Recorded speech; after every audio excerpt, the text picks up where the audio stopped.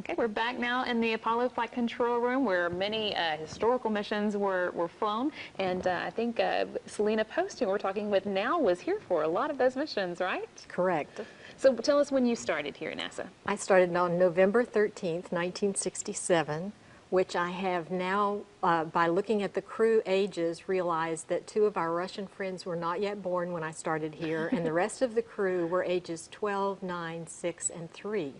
So you have a little time set there for what was happening in 1967 with those of you who are listening. So how did you get started? What brought you to NASA? What was going on at the time? I was 20 years old in Houston, with a fashion career background, wanting to find a job in fashion, one car, and nothing about fashion was in the Johnson Space Center area. The closest was Gulfgate Mall at the time. So I applied for a job with Grumman Aerospace at the time, believing that only scientists and engineers who were brilliant could work for NASA directly. And I needed to not do that because I was not a brilliant engineer. So I applied with Grumman Aerospace, and they were hiring me as an engineering aide, and I thought I would safely be tucked away in a building off-site. And on the first morning of my job was told I'd go to Building 4 in astronaut training. Oh, wow. And was totally terrified.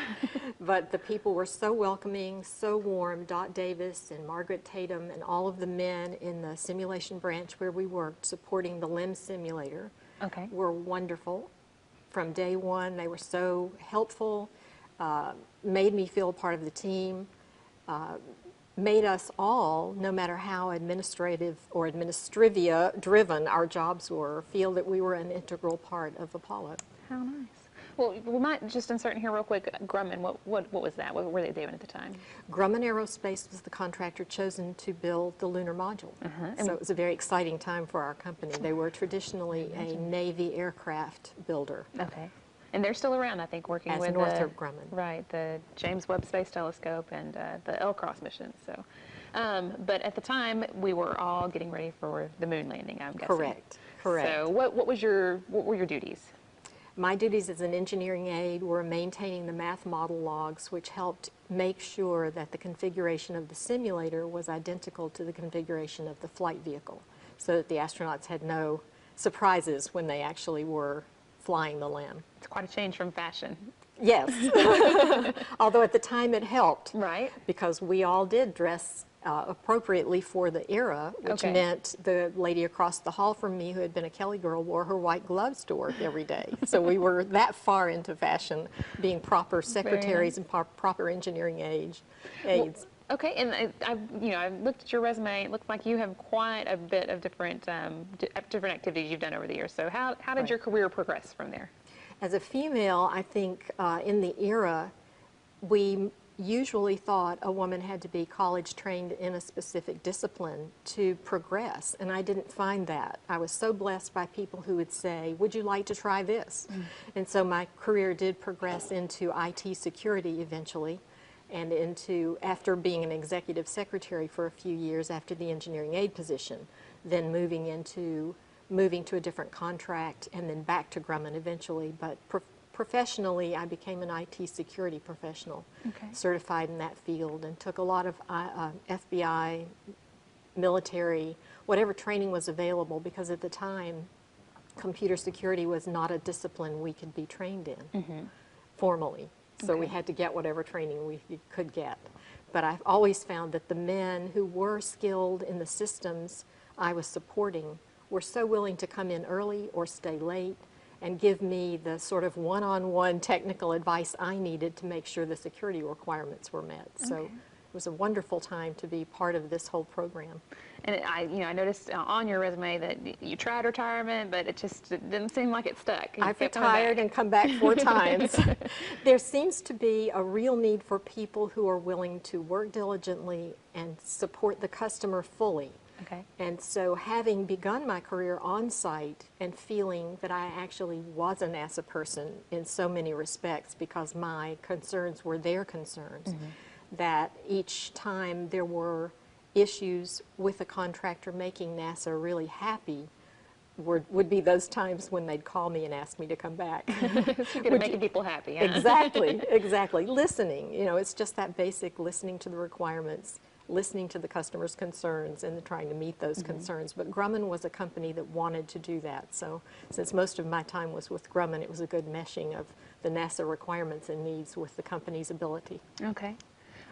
So looking back over all the different things you've done, do you have a favorite or most exciting time? I mean, it seems to me like it would be the Apollo time, but, you tell us.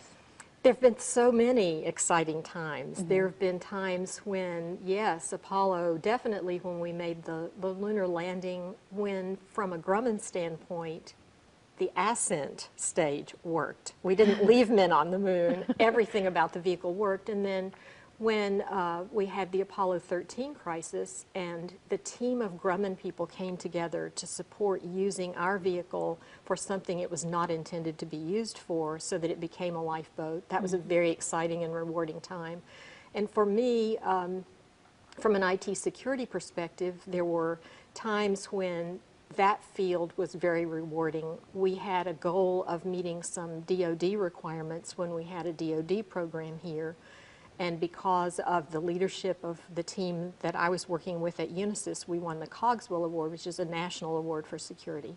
So that was very rewarding, sort of as an aside, but all connected with the space program, because at the time, we were responsible for making sure the software provided by Unisys was appropriately developed for processing classified information in a secure fashion. So that was a very exciting time. And I bet you met some interesting people over the years as well. All through the years. One of the stories that I've given back to the Apollo era women at events we've had is the story of Neil Armstrong, with whom we all enjoyed working. He was a perfect gentleman, and he was the guy who would be written up in the local newspaper as serving at the spaghetti dinner at the same time he was preparing for a flight. He was just a really well-rounded person. But I never actually had a conversation with him. I would speak to him and nod and smile. I sat right next to the elevator and stairwell in Building 4, so all of the astronauts going to the 4th floor from the front of the building would come by and stand there. So when he left, I came in one morning and found that the photograph that I'd had taped to the wall of him had a signature on it. And it said, "To Selena with thanks for 1,000 smiles, Neil Armstrong, Apollo 11. And I paraded up and down the hall blaming all the engineers for ruining my photograph until finally a couple of months later I looked up and he was standing at the elevator and I said, "Mr. Armstrong, did you sign my photograph?" And he nodded yes, like a sheepish little boy. Oh. So that was a very poignant moment. What a good story. Right. And that came to mind because I had, in my retirement, I've written a book called Beyond DNA, Inheriting Spiritual Strength from the Women in Your Family Tree. And that photograph sits in my loft where I do my work. So one day when I had edited the chapter about my grandmother who had taught me pleasant expression, it clued in to the fact that something she taught me when I was very young had actually paid off many years later. Maybe blessed an astronaut. Very cool. Fun. So, looking back, and another question, how have you seen things change over the years, especially for women? For women, I have to honestly say, because people have asked me this so many times, I never felt, I'm sure there were women that did feel their place in society as a woman held them back. I never felt that. In fact, as a security professional, I was typically the only female in the room.